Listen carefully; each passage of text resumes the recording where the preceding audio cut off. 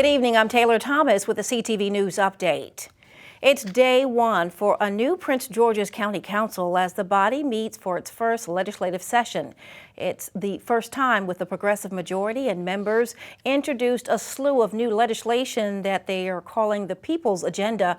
More than 20 measures addressing a wide range of residents' concerns, including zoning and development, rent stabilization, climate change, and more. The body is seeking to overturn many controversial measures passed last year. Almost immediately, tempers flared. The legislation that we're talking about, that we're considering today, if you don't support the previous bills that were passed, that's fine.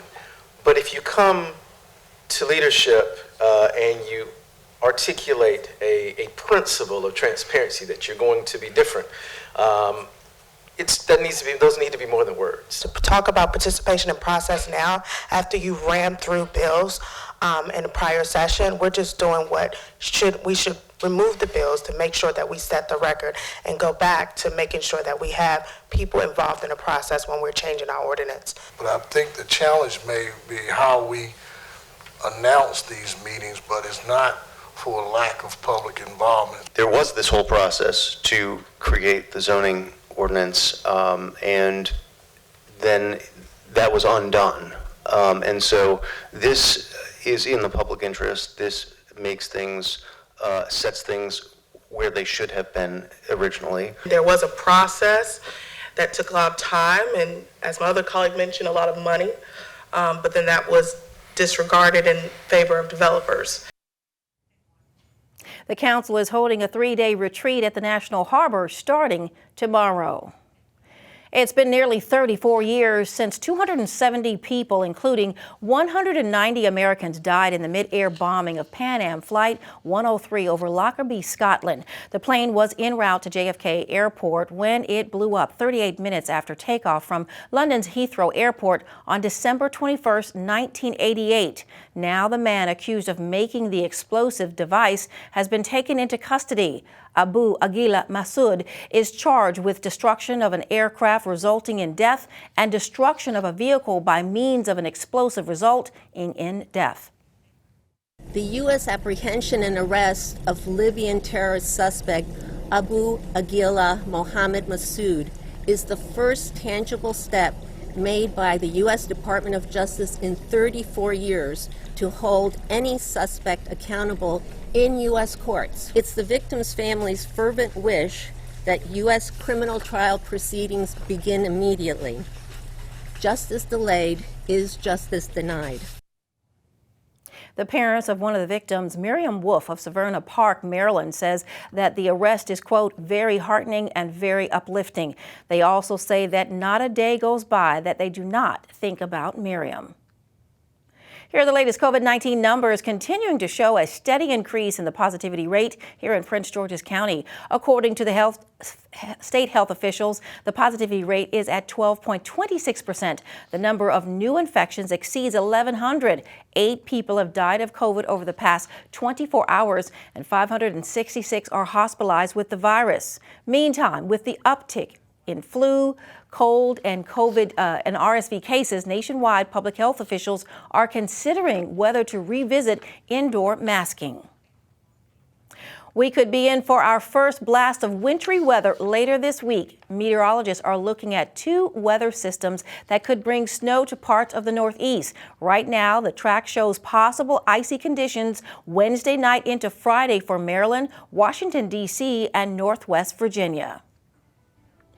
You're watching CTV News. I'm Taylor Thomas. Coming up, what you should know about your gardening during the winter season. Stay with us.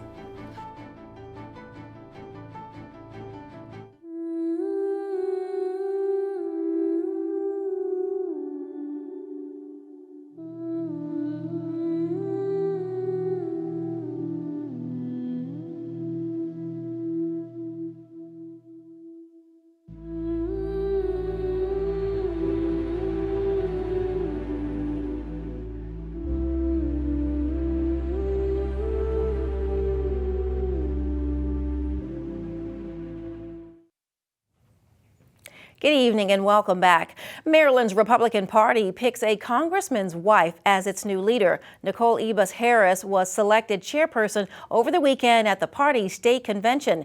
Harris is the wife of Republican Congressman Andy Harris.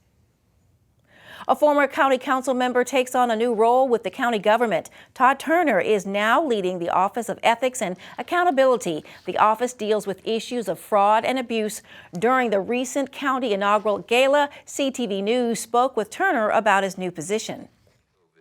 New Office of Ethics and Accountability. I look forward to continuing the good service that we've been able to provide for the residents of Prince George's County, for those who think there's any fraud, waste, or abuse going, as well as avoiding any conflicts as well. Obviously, as somebody who was involved in the legislation originally and have to comply with it during my entire term on the council, I'm very familiar with what has to be done, and my goal is to make sure we only have to educate people about that.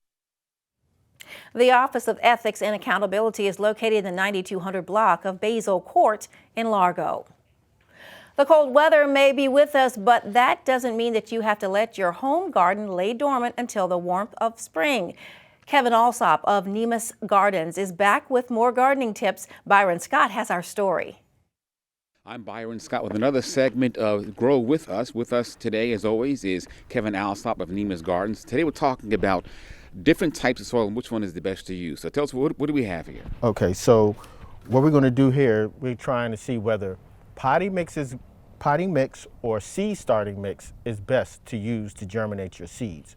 So we're going to use pea seeds today because pea seeds, they can endure some frost, and actually we're getting ready to hopefully plant these pea seeds in late winter so we can have an early spring harvest. Which one is better, the potting soil or the seed starting?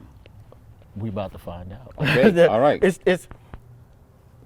I should ask, what's the difference? Well, it's really not much difference. It depends on the brand and who the manufacturer is. Some use peat moss, some don't use peat moss, they just use soil. Both of them should have these white, if you can see these little white balls or flakes in there, that's vermiculite, and that's in there to hold moisture as well as help it drain. But you get a lot of questions about this in your emails about whether you should use potting soil or seed starting. Right, and that's why we're going to look at that today. So we want to fill a seed starting tray up with soil. 2 seeds per module.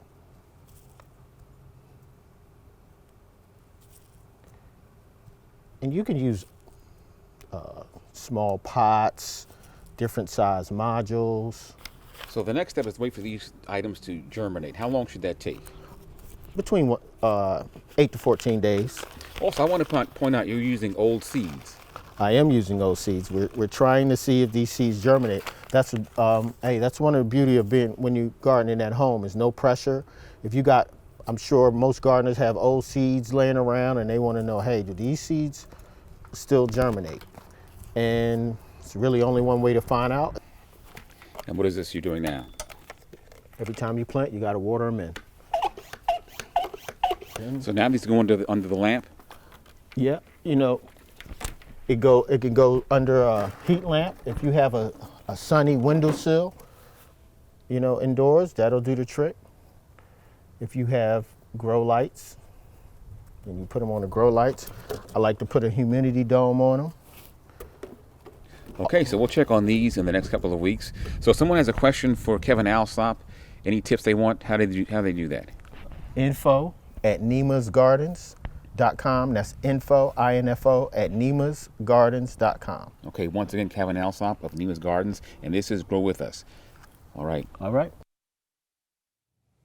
Again, if you have any questions for Kevin Alsop, you can email him at info@nemusgardens.com.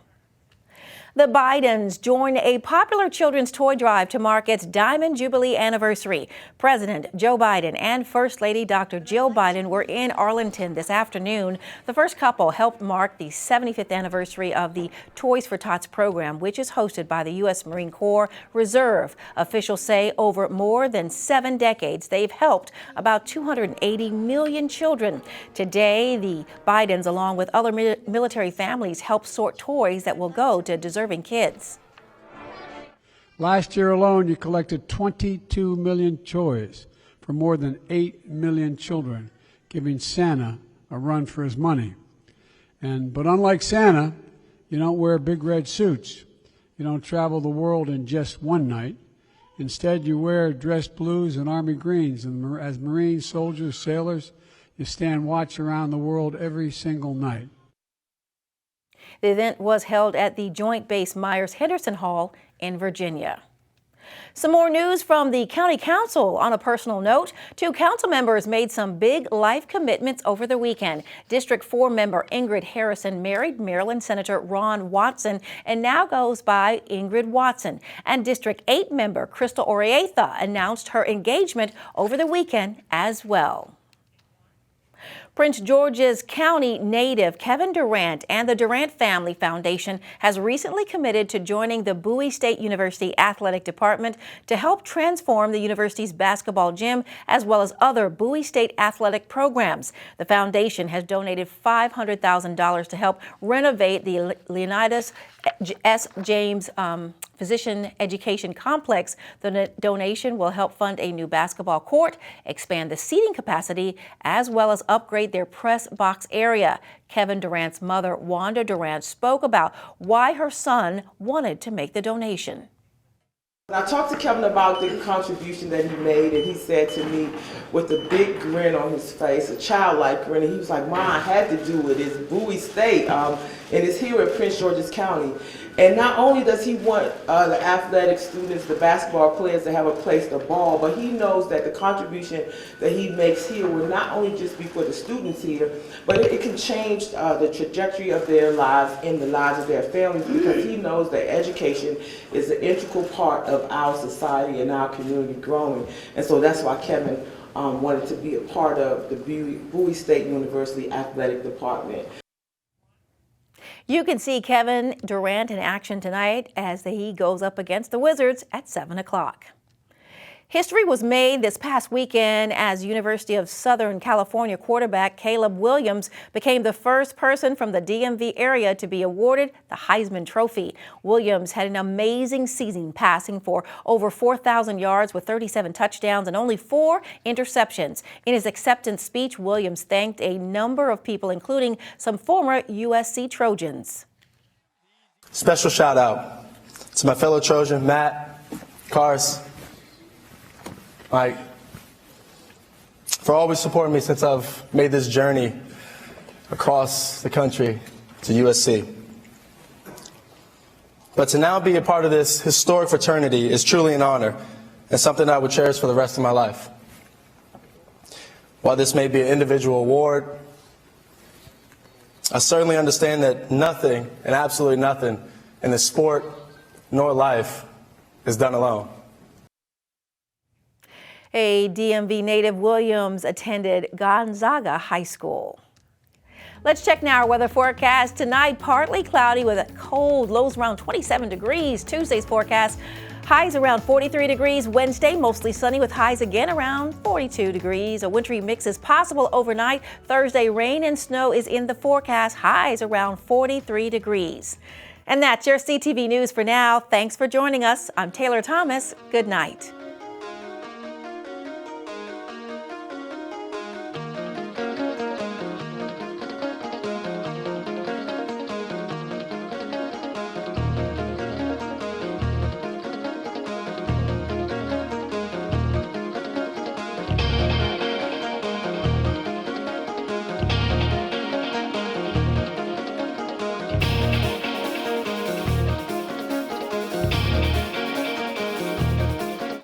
Do you love sports? Then you should know about STEM. Because maximizing nutrition, analyzing peak muscle performance, calculating the perfect shot, and more are all made possible by science, technology, engineering, and math. In fact, there are more careers than ever in sports science. So if you have a passion for sports, then think about getting involved in STEM and improve everyone's game on and off the field. Get inspired at SheCanSTEM.com.